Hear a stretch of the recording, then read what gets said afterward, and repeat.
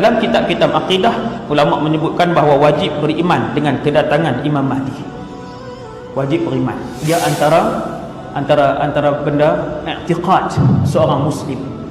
Yang pertama, Nabi kata nama dia sama dengan namaku, nama ayahnya sama dengan nama ayahku. Dan yang kedua, kata Rasulullah, dia adalah di kalangan ahli keluarga. Imam Mahdi ini akan mentadbir bumi ini dengan Islam. Seluruhnya akan tunduk dengan syariat Islam. Ia akan melaksanakan keadilan di muka bumi ini dan diikuti oleh seluruh kaum muslimin. Imam Mahdi ini bila dia keluar, tuan-tuan, setelah dia membumi ini, maka dia akan melaksanakan Islam, syariat Nabi Muhammad sallallahu alaihi wasallam di seluruh permukaan bumi ini. Nabi sebut dalam satu hadis sahih riwayat Imam Ahmad. Hadis sahih riwayat Imam Ahmad, kata Rasulullah, "Ubasyirukum bil Mahdi." Hadis ini hadis sahih. Aku berikan kabar gembira kepada kalian dengan seorang yang bernama Al-Mahdi. Gelaran dia Mahdi. Nama dia Muhammad bin Abdullah, gelarannya Al-Mahdi. Hadis ini beritahu, rajulin min Quraisy, seorang lelaki keluarga daripada kabilah Quraisy, min itrati, daripada susur galur keturunanku. Okey. Nabi kata rajulin min Quraisy min itrati, dari susur galur keluargaku. Yub'atsu, Allah akan hantar dia ala ikhtilafin minan nas, waktu manusia ni berselisih pendapat yang sangat teruk. Wa zalazil, kata Nabi, jadi fitnah, dugaan ke atas umat Islam begitu banyak sebagainya. Kemudian turun keluar Imam Mahdi, bukan turun keluar, no? Sebab Imam Mahdi ini dia bukan turun daripada langit dan bukan bangun daripada mati, tetapi dia dilahirkan ketika mana dia berusia 30 hingga 40, dia dibai'ah. Kalian akan melihat dia akan memenuhkan bumi ini dengan keadilan dan keamanan. Seronokkah hidup zaman tu? Seronok. Tapi dalam seronok ada satu lagi cabaran yang para ulama tak mau cabaran itu. Mereka berdoa kepada Allah untuk tidak diuji dengan cabaran itu. Pada tuan, seronok duduk dengan Imam Mahdi sebab bumi ini akan jadi adil dan sebagainya. Ada satu benda kita nak kena hadapi sebelum tu, iaitulah kemunculan Dajjal. Tak seronok. Sebab Dajjal ini bila dia keluar, manusia akan jadi dua pasukan, sama ada pengikut Dajjal ataupun pengikut Imam Mahdi dan Isa alaihissalam. Dua. Bila Dajjal dia ketuk bumi Madinah, setiap fasik lelaki dan perempuan akan keluar daripada bumi Madinah, dan setiap munafik laki-laki dan perempuan akan keluar daripada bumi Madinah.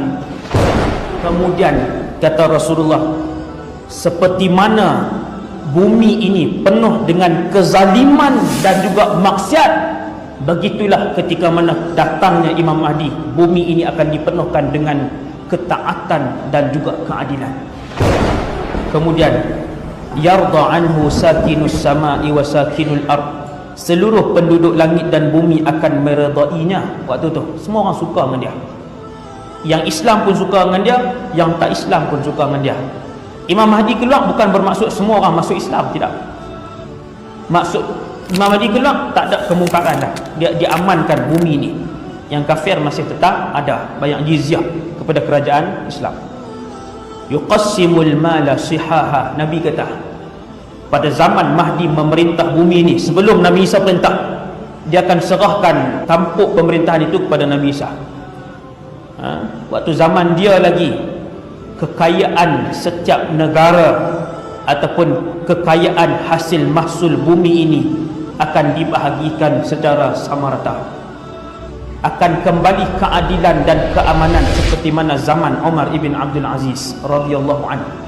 Ada satu benda aja yang berlaku pada zaman Imam Mahdi, zaman Umar bin Abdul Aziz tak berlaku, lebih hebat, iaitu apabila orang pi ke Baitul Mal umat Islam, dia pun minta, dia kata boleh tak bagi sikit kat aku untuk aku tolong sedekahkan pada orang lain. Maka penjaga Baitul Mal pun akan bagi, di zaman Imam Mahdi, bagi kat dia emas, duit dan sebagainya. dia pun pi nak sebarkan, nak bahagikan duit tadi pada orang ramai, lalu dia tidak mendapati kepada siapakah duit itu akan diberikan. Imam Mahdi ni dia orang Madinah, dia dilahirkan di Madinah, dan ketika dia berusia antara 30 hingga 40 tahun, ketika itulah dia akan keluar dari Madinah menuju ke Mekah dan dibai'ah oleh orang-orang yang telah pun digerakkan oleh Allah, dipilih oleh Allah, datang dari segenap penjuru dunia, berhimpun di Mekah dalam keadaan tidak dirancang, tetapi mereka ingin mengembalikan keamanan dan keizzahan umat Islam. Mereka mencari Imam Mahdi dengan tujuan yang sama. Akhirnya jumpa Imam Muhammad bin Abdullah di sana. Mula-mula jumpa tu tuan-tuan, Imam Mahdi tidak mahu menerima bai'ah itu. Itu sifat dia. Tuan-tuan, antara sifat Imam Mahdi, dia menolak pada peringkat awalnya. Dia tak mahu. Dia lari, menghilangkan diri. Ada riwayat kata dia kembali ke Madinah. Kemudian dia kembali ke Mekah. Orang pun pegang dia. Orang kata, wahai tuan, wahai imam, kamulah yang dipilih oleh Nabi SAW. Siapa orang ni? Ada riwayat macam-macam. Ada kata 10 orang, ada kata 313 orang. Sebanyak bilangan ahli Badar yang digerakkan hati mereka oleh Allah untuk berjalan meninggalkan negara masing-masing, berhimpun di Mekah, dan akhirnya 13 orang ni pujuk Imam Mahdi, dan akhirnya Imam Mahdi dibai'ah walaupun dalam keadaan dia mukrah, kata Nabi. Orang ni dia tak apa mau, dia tak mau. Akhirnya dia dibai'ah. Dia akan dibai'ah di Mekah, dan setelah dibai'ah, Imam Mahdi akan memberikan ucapannya dari atas mimbar, dan seterusnya mendapat kepercayaan dan kecintaan dari seluruh lapisan kaum muslimin, sehingga terbentuk satu tentera yang sangat sedia berkorban.